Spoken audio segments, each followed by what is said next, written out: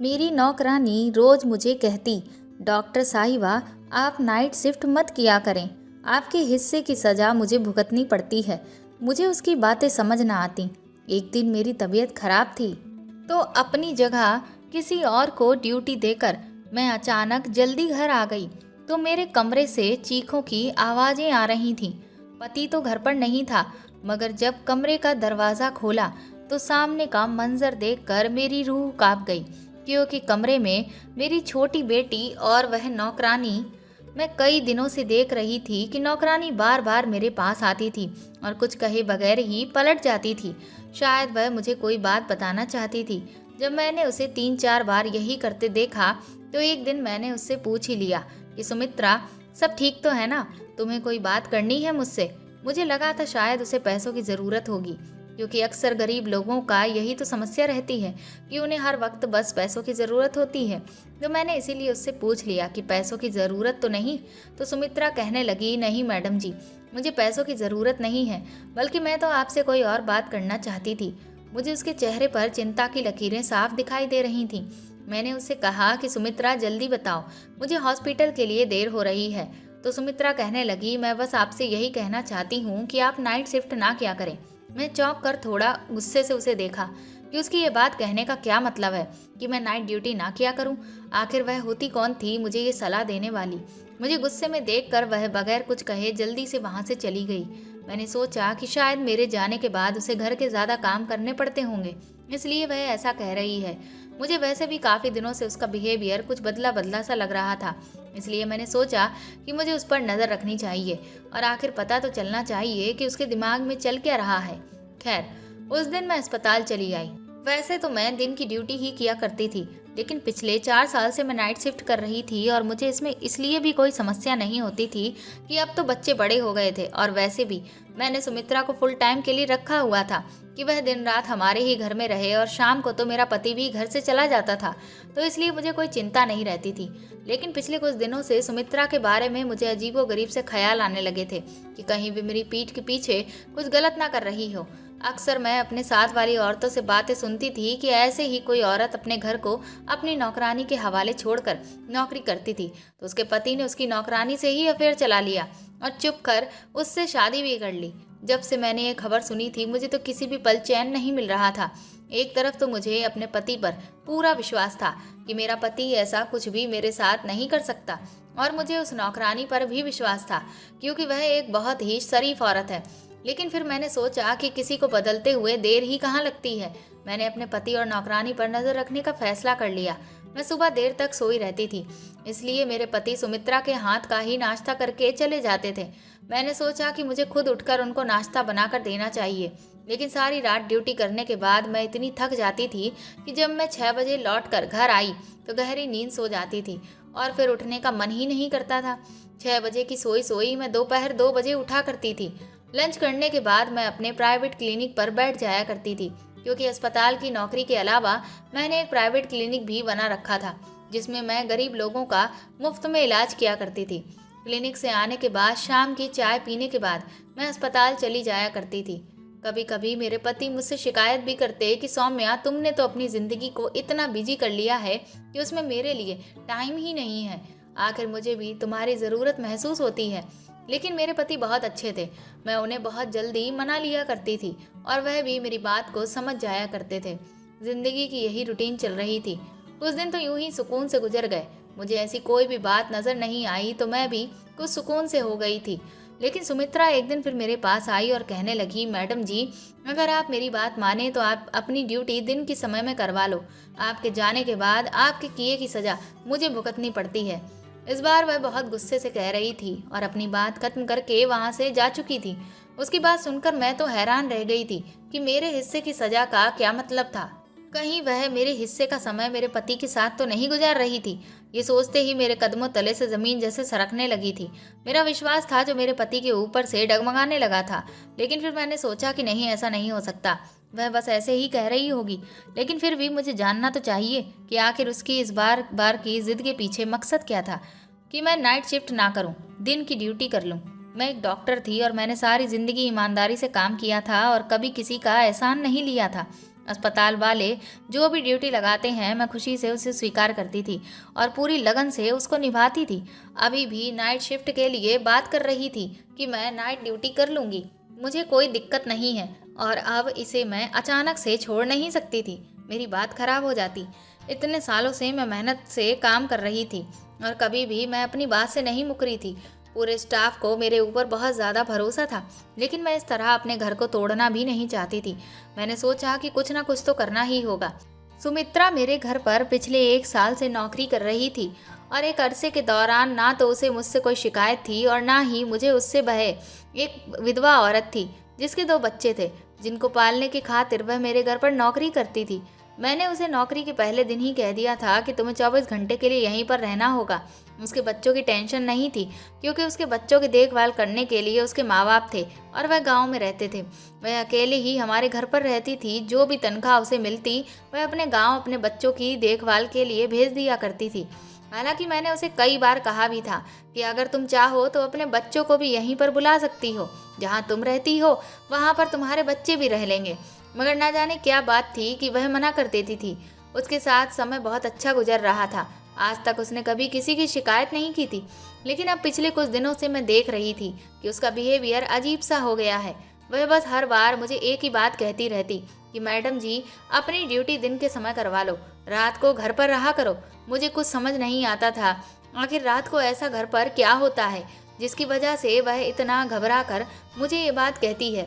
एक दिन ऐसा हुआ कि मैं ड्यूटी पर थी कि अचानक एक नर्स मुझे आकर कहने लगी कि कोई औरत है, बड़ी दूर से आपसे मिलने आई है। मैंने पूछा क्या वह कोई मरीज है, क्योंकि इस वक्त मेरी ड्यूटी इमरजेंसी में थी। तो वह कहने लगी नहीं, वह आपकी कोई रिश्तेदार है। मैं हैरान होते हुए बाहर आई कि मेरी कौन सी रिश्तेदार इस वक्त मुझसे मिलने अस्पताल आ सकती है। मैं बाहर गई तो एक अनजान औरत को सामने खड़ा पाया। मैं हैरत के मारे उसे देखकर मैंने पूछा, आप कौन हो और मुझसे क्यों मिलना चाहती हो? तो वह कहने लगी, क्या आप ही डॉक्टर सौम्या हैं? मैंने कहा, जी हाँ, मैं ही डॉक्टर सौम्या हूँ। मेरी बात सुनकर उसने एकदम से मोबाइल का कैमरा निकाला और मेरी तस्वीर खींचकर अचानक से भाग गई। मुझे तो कुछ सेकंड के लिए समझ ही नहीं आया कि मेरे साथ हुआ क्या, और जब तक मैं समझती वह मुझसे दूर भाग चुकी थी। मैं जल्दी से उसके पीछे भागी कि उससे पूछ सकूं कि उसने मेरी तस्वीर क्यों बनाई और आखिर वह है कौन। लेकिन वह बहुत तेजी से भागती हुई मुझसे बहुत दूर जा चुकी थी। मैं परेशान होती हुई वापस आ गई और सोचने लगी, हे भगवान, ये मेरे साथ क्या चल रहा है? कौन थी वो औरत और यहाँ क्यों आई थी? पता नहीं क्यों मुझे बहुत बड़ी गड़बड़ का एहसास हो रहा था, जैसे कुछ बुरा होने वाला है। मेरी छठी इंद्री बार बार मुझे इशारे दे रही थी कि शायद मेरी जिंदगी में कुछ तो बहुत गलत होने वाला है। मैं ये बात जानती थी कि मैं अपने घर वालों और अपने पति को बहुत ज़्यादा नज़रअंदाज कर रही हूँ, क्योंकि रात को ड्यूटी बहुत थका देने वाली होती है और सुबह तक मैं लेट से उठती थी। जब मैं सोकर उठी तब तक मेरे पति ऑफिस के लिए निकल चुके थे और जब रात को ड्यूटी पर जाना होता था तब तक वह ऑफिस से आते ही नहीं थे। अजीब सी जिंदगी हो गई थी। काफ़ी दिनों से मेरे पति से तो मेरी बातचीत ही नहीं हो पा रही थी। मुझे इस बात का एहसास हुआ तो मैंने फ़ौरन से अपना मोबाइल निकाला और अपने पति को कॉल करने लगी। मैंने सोचा कम से कम फ़ोन पर ही बात कर लूं, लेकिन मेरे पति मेरा फ़ोन नहीं उठा रहे थे। फिर मैंने उनके ऑफिस के नंबर पर कॉल की तो उनकी सेक्रेटरी ने बताया कि वह तो पिछले कई दिनों से दफ्तर ही नहीं आ रहे हैं। सेक्रेटरी की बात सुनकर तो मैं हैरान रह गई थी। मुझे तो कुछ खबर ही नहीं थी कि वह दफ्तर जा भी रहे हैं या नहीं।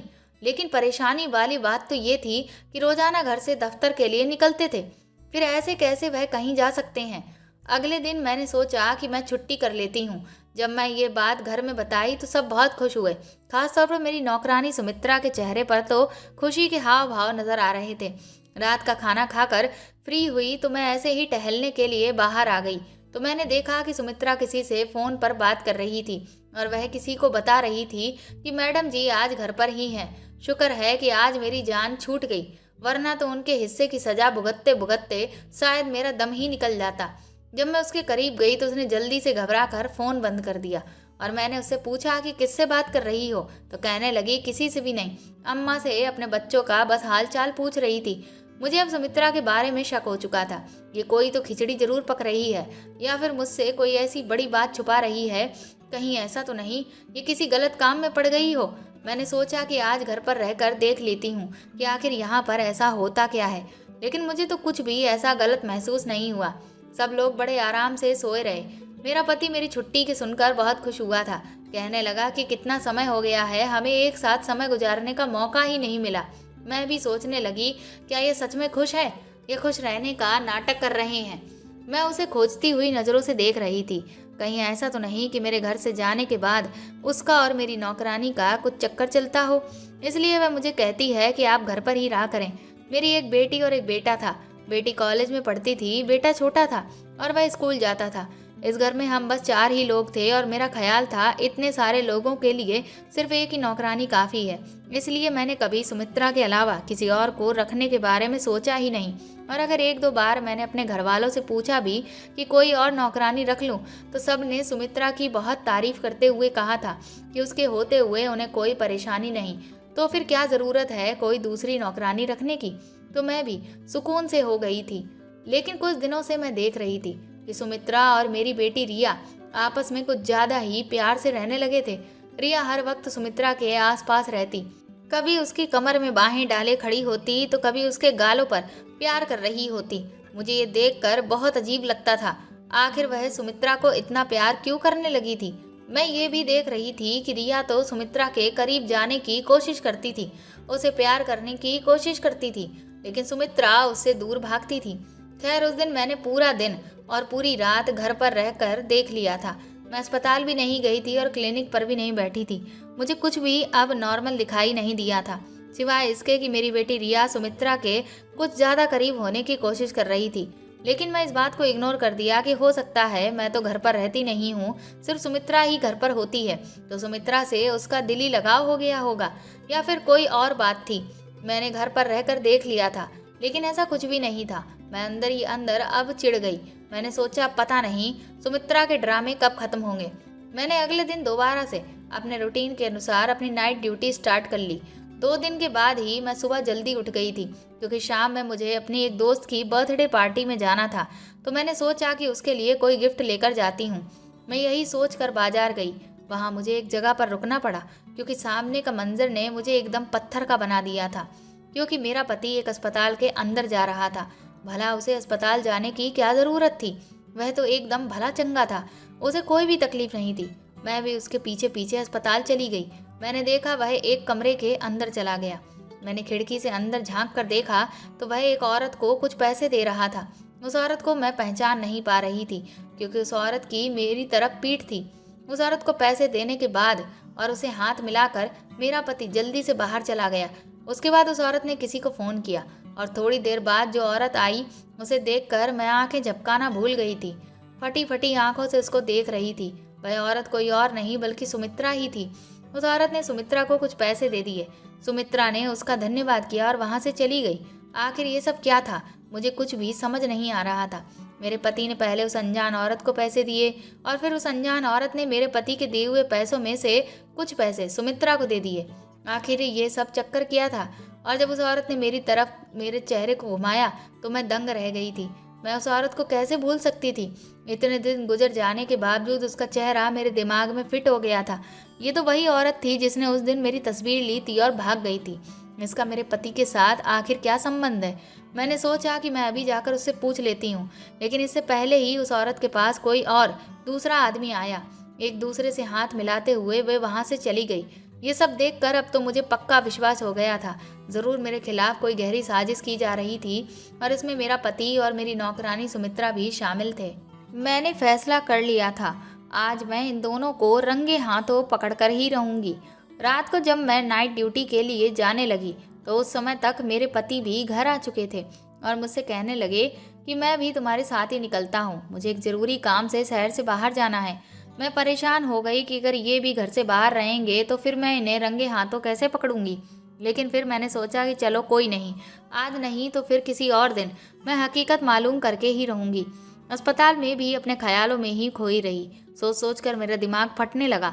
मेरे सर में तेज दर्द होने लगा। सर्जन डॉक्टर राउंड पर आए तो मेरी खराब तबीयत देखकर कहने लगे, मेरा ख्याल है कि आप नाइट ड्यूटी नहीं दे सकेंगी, आपको घर चले जाना चाहिए। सर में इतनी तेज दर्द था कि मुझे भी लग रहा था कि मैं यहाँ अब और ज़्यादा नहीं रुक सकती, वरना मेरी तबीयत और ज़्यादा ख़राब हो जाएगी।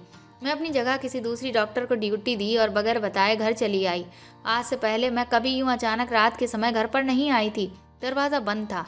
मैंने सोचा उन लोगों को जगाने से अच्छा है मैं खुद ही अपनी चाबी से दरवाज़ा खोल लूँ। अंदर दाखिल होते ही मुझे अंदाज़ा हो गया शायद मेरे पति अभी तक घर वापस नहीं लौटे थे, क्योंकि उनकी गाड़ी वहाँ पर नहीं थी। मैं अपने कमरे की तरफ बढ़ने ही लगी थी कि अचानक मुझे चीखों की आवाज़ सुनाई दी। आवाज़ ऊपर से आ रही थी। मैं भागते हुए ऊपर गई तो चीखों की आवाज़ अभी भी मेरी छोटी बेटी के कमरे से आ रही थी। मैंने आगे बढ़कर दरवाज़ा खोलने लगी। एकदम से दरवाज़ा खोल दिया और सामने का मंजर देखकर तो मेरी खुद की चीखें निकल गईं, क्योंकि वह मंजर ही ऐसा था जिसने मेरी रूह हिलाकर रख दी थी। मैंने देखा कि मेरी बेटी मेरी नौकरानी को बुरी तरह से पीट रही थी और वह चीखों की आवाज़ में मेरी नौकरानी सुमित्रा की ही थी। मैं जल्दी से आगे बढ़कर उसे हटाया तो वह भी मुझे देखकर परेशान हो गई। सुमित्रा जल्दी से मुझे देखकर मेरे पास आई और मेरे पीछे छुप गई। कहने लगी, मैं इसीलिए तो आपको कहती थी कि आप नाइट शिफ्ट ना किया करें, क्योंकि फिर आपके जाने के बाद मेरे साथ ऐसा ही होता है, और ये आज से नहीं बल्कि कई दिनों से हो रहा है। मैंने अपनी बेटी को गुस्से से देखते हुए पूछा कि आखिर तुम सुमित्रा को क्यों मार रही हो? आखिर उसने ऐसा क्या किया है जो तुम यूं उसकी बुरी तरीके से पिटाई कर रही थी? तो मेरी बेटी ने आगे बढ़कर मुझे भी एक जोर का धक्का दिया। कहने लगी, आप हम माँ बेटी के बीच में मत बोलें, आप जो भी हैं यहाँ से चली जाएं। उसकी हालत अजीब सी हो रही थी। मैं फटी फटी आंखों से अपनी बेटी को देख रही थी कि वह क्या बक रही थी। मैंने कहा, ये तुम क्या कह रही हो? मैं तुम्हारी माँ हूँ, ये तुम्हारी माँ नहीं। मुझे लग रहा था जैसे वह अपने होशो हवास में नहीं है। दूसरी तरफ सुमित्रा बहुत बुरी तरह से डरी हुई थी। उधर रिया की हालत भी खराब होने लगी थी। वह गुस्से के मारे कमरे का सामान इधर उधर फेंकने लगी। मुझे लगा कि कहीं वह अपने आप को नुकसान न पहुंचा दे। मैंने जल्दी से अपने साथ लाए बैग में से नींद का इंजेक्शन निकाला और रिया को लगा दिया। वह अब सुकून से बेड पर लेटी हुई सो रही थी। मैं इस सब सूरत हाल से बहुत ज़्यादा परेशान हो चुकी थी। सुमित्रा अलग डरी डरी सी खड़ी हुई थी। मुझे समझ नहीं आ रहा था कि आखिर ये सब हो क्या रहा था। मैंने पूछा कि ये सब क्या है और कब से हो रहा है, और तुमने मुझे बताया क्यों नहीं? तो वह कहने लगी कि आप मेरे साथ आएं, मैं आपको सब कुछ बताती हूँ। मैं अपनी बेटी को देख देख कर परेशान हो रही थी कि आखिर उसे क्या हो गया है, वह मुझे पहचानने से इनकार क्यों कर रही है। सुमित्रा कमरे से निकलकर नीचे की तरफ भागी कि जैसे एक मिनट भी यहाँ पर रुकी तो रिया उसे फिर से ना पकड़ ले। मैं भी परेशान होती हुई नीचे आ गई तो वह कहने लगी कि ये सब कुछ जो भी आपने देखा है वह आपकी वजह से ही हो रहा है। मैंने ना कितनी बार आपको कहा कि आप नाइट शिफ्ट ना किया करें, आप रात को घर पर रहा करें, मगर आप तो कुछ सुनने को तैयार ही नहीं थी। आप याद करें कि आपने आखिरी बार कब बच्चों के साथ बैठकर उन्हें प्यार किया था या उनके दिल की कोई बात सुनी थी? उसकी बात सुनकर एक पल को मैं चुप हो गई, क्योंकि वह सच कह रही थी। मुझे बचपन से ही डॉक्टर बनने का बहुत शौक था, इसलिए मैंने बहुत मुश्किलों के बाद अपने शौक को पूरा किया था। मेरे पति बहुत अच्छे थे और मेरे शौक के बारे में अच्छी तरह से जानते थे, इसीलिए उन्होंने शादी के बाद भी मुझे पढ़ने से नहीं रोका और बच्चे होने के बाद उन्होंने मुझे नौकरी करने की भी अनुमति दे दी। और शुरू से ही मेरे बच्चों को नौकरों ने ही पाला था। मैं भी अपनी पूरी कोशिश करती थी कि अपने बच्चों को समय दे सकूं, लेकिन एक डॉक्टर होने के नाते मेरी बहुत जिम्मेदारियां होती थीं और मेरा ज़्यादातर समय अस्पताल में ही गुजरता था। लेकिन उसके बावजूद मैं हमेशा कोशिश करती रहती थी कि अपने बच्चों को एक अच्छी परवरिश और उन्हें अच्छी शिक्षा दे सकूं। हालांकि मैं उन्हें ज़्यादा समय नहीं दे पाती, मगर इसका मतलब ये तो नहीं कि मैं उन पर ध्यान नहीं देती थी और उनसे प्यार नहीं करती थी। मेरी नौकरानी कहने लगी कि रिया धीरे धीरे डिप्रेशन का शिकार होने लगी थी। उसे माँ बाप के प्यार की सख्त ज़रूरत थी, जो उसे नहीं मिल पा रहा था, क्योंकि उसके माँ बाप के पास उसके लिए समय नहीं है। मगर वह छोटी है, कॉलेज में गलत संगत में पढ़कर गलत आदतों का शिकार हो गई है। उसे माँ के प्यार की ज़रूरत होती है, जो उसे नहीं मिला, तो वह दिमागी मरीज बन गई। वह अपने अंदर की भड़ास और गुस्सा मुझको मार पीट कर निकालती है। उस समय उसे लगता है कि मैं उसकी माँ हूँ, और वह क्योंकि आपसे कभी कोई शिकवा नहीं कर पाई, आपको कुछ नहीं कह पाई, बस इसीलिए वह मुझे अपनी माँ समझती हुए मुझ पर अपना गुस्सा निकालती है। और जब सुबह होती है तो वह मुझसे न सिर्फ माफ़ी मांगती है बल्कि मुझे बहुत सारे पैसे भी देती है, ताकि मैं आपको कुछ ना बताऊं। मैडम जी, मैं गरीब हूँ, बच्चों का और बूढ़े माँ बाप का पेट मैं अकेले पालती हूँ। रात को जो मारपीट और तकलीफ मैं सहती थी, सुबह जब आपकी बेटी मुझे पैसे देती है तो मैं भूल जाती थी कि रात को मैंने क्या तकलीफ सही थी। एक बार दिन में जब रिया मुझसे माफ़ी मांग रही थी और मुझे पैसे देने लगी, तो मैं रिया से कहा, रिया तो मेरे ऊपर बहुत जुल्म करती हो, मुझे तुम्हारे पैसे नहीं चाहिए, मैं तुम्हारी माँ को तुम्हारी सारी बातें बता दूंगी, तुम पागल हो, तुम्हें तुम्हारी माँ पागल खाने में डाल देगी। तब तुम्हारी अकल ठिकाने आएगी। पागल खाने का नाम सुनकर रिया डर गई और उसी डर से उसने मुझे धमकाना शुरू कर दिया कि अगर तुमने मेरी माँ को कुछ भी बताया तो मैं तुम्हारी जान भी ले लूँगी। रिया दिमागी मरीज है और धीरे धीरे उस पर पागलपन के दौरे भी पड़ने लगे थे, इसलिए मैं डर गई और आपको कुछ भी नहीं बता पा रही थी। आपको सारी बात तो नहीं बता सकती थी, लेकिन आपको यही कहती थी कि अगर आप घर पर रहा करें तो अच्छा होगा। मैंने सुमित्रा से पूछा, सुमित्रा ये सब कब से हो रहा है? सुमित्रा ने मुझे बताया कि मैडम जी ये पिछले 1 साल से चल रहा है। रिया का व्यवहार मेरे प्रति अभी आग तो कभी पानी की तरह होता है। कभी कभी लाड़ और प्यार से जिद करती है तो कभी कभी अपना सारा गुस्सा मेरे ऊपर ही निकाल देती है। तो कभी सारी रात मुझे अपने मनपसंद खाने बनवा कर मेरे हाथों से खाने की जिद करती है। वो सब कुछ जो एक बेटी अपनी माँ से चाहती है। वह मुझसे कहती थी कि मैं उसकी माँ बनने का नाटक करूँ, उसे वह सब खुशियाँ दूँ जो एक माँ अपने बच्चों को देती है। और जब मैं उसकी जिद पूरी करने से मना कर देती तो वह गुस्से से पागल हो जाती है और मुझे पीटने लगती है। सुमित्रा की बातें सुनकर मुझे अब समझ आया कि सुमित्रा क्यों कहती थी कि मैडम जी आपके हिस्से की सज़ा मुझे भुगतनी पड़ती है, क्योंकि शायद वह सारा गुस्सा मेरे लिए होता था जो मेरी बेटी सुमित्रा पर निकाल देती थी। मैं तो कभी सोच भी नहीं सकती थी कि मेरे बच्चों के साथ ये सब चल रहा होगा, लेकिन मेरे पति का उस दिन उस औरत से मिलने का क्या प्लान था जिसने मेरी तस्वीर खींची थी, और ये सब सुमित्रा के अलावा और कोई नहीं बता सकता था। मैंने फौरन उससे पूछा तो वह कहने लगी, मैडम जी आप तो मेरी कोई भी बात सुनने को तैयार ही नहीं थी, तो मैंने आपकी बेटी की जो भी हालत थी वह आपके पति को बता दिया। उन्होंने एक डॉक्टर से बात की और अपनी बेटी की पूरी हालत के बारे में उस डॉक्टर को बताया और डॉक्टर से विनती भी की कि किसी तरह मेरी बेटी को ठीक कर दें। आपके पति नहीं चाहते थे कि आपको सारे मामले के बारे में पता चले और आप गिल्टी फील करें। वह औरत वही साइकेट्रिस्ट थी। आपके पति ने उस साइकेट्रिस्ट से हाथ जोड़कर विनती की थी कि मेरी पत्नी को इस बारे में कुछ नहीं पता चलना चाहिए। वह भी एक डॉक्टर है और दिन रात लोगों की सेवा करती है। आपके पति कह रहे थे, मैं चाहता हूँ कि मेरी पत्नी ये सब कुछ जानने से पहले ही मेरी बेटी ठीक हो जाए। उस डॉक्टर ने आपके हॉस्पिटल का एड्रेस ले लिया था और उस दिन भी आपके पति उस डॉक्टर को उसकी फीस दे रहे थे। मैंने डॉक्टर की मदद कर रही थी। वह जब भी मुझे अपने क्लिनिक बुलाती मैं चली जाती थी और वह मुझे आपकी बेटी के बारे में सवाल जवाब करती थी, इसलिए उसने उस दिन मुझे भी कुछ पैसे दिए थे। उस दिन आपने हमें देख लिया होगा। एक दिन उस डॉक्टर ने मुझे बताया था कि मैं तुम्हारी मालकिन की कुछ तस्वीरें ली हैं। मुझे हैरत हुई। मैंने उस डॉक्टर से पूछा कि आपने मेरी मालकिन की तस्वीर क्यों ली है, तो वह डॉक्टर कहने लगी, इसलिए ताकि मैं तुम्हारी मालकिन को शक में डालना चाहती थी। अब वह शक में पड़ गई है तो वह अब अपने घर पर ध्यान देगी और अपने बच्चों पर भी ध्यान देगी। उसे लगेगा कि ज़रूर कुछ ना कुछ खिचड़ी मेरे घर में पक रही है और वह अपने घर पर ध्यान देने लगेगी। मैं तुम्हारी मालकिन को सब कुछ नहीं बता सकती क्योंकि तुम्हारी मालिक मुझे कुछ भी बताने से मना कर रखा है, लेकिन इस तरह शक में पड़कर वह कुछ तो अपने बच्चों पर ध्यान देगी।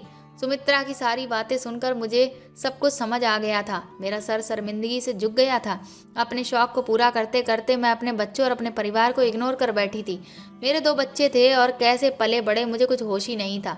मेरी बच्ची शुरू से ही अपने आप में मगन रहने वाली थी और मैंने कभी उस पर ध्यान ही नहीं दिया जिसकी वह हकदार थी, लेकिन मैं क्या जानती थी कि उसका ये नतीजा निकल सकता है। उस वक्त मुझे समझ आया कि हम माँ बाप को अपने करियर के पीछे इतना भी पागल नहीं होना चाहिए कि अपने बच्चों को ही इग्नोर कर दें। मेरे पति को मुझ पर बहुत मोहब्बत थी, इसलिए वह नहीं चाहते थे कि मैं पछतावे की आग में जलूं। इसलिए वह खुद सारे मामले को डील करना चाह रहे थे। मगर मैं अब समझ गई थी कि शायद उस डॉक्टर के अलावा मुझे भी माँ का किरदार निभाना होगा। मैंने कुछ समय के लिए छुट्टी ले ली ताकि अपने घर अपने बच्चों को समय दे सकूं और हम सब ने मिलकर मेरी बेटी को ठीक कर लिया और मैं भी फिर उस दिन के बाद दिन की ड्यूटी लगवा ली।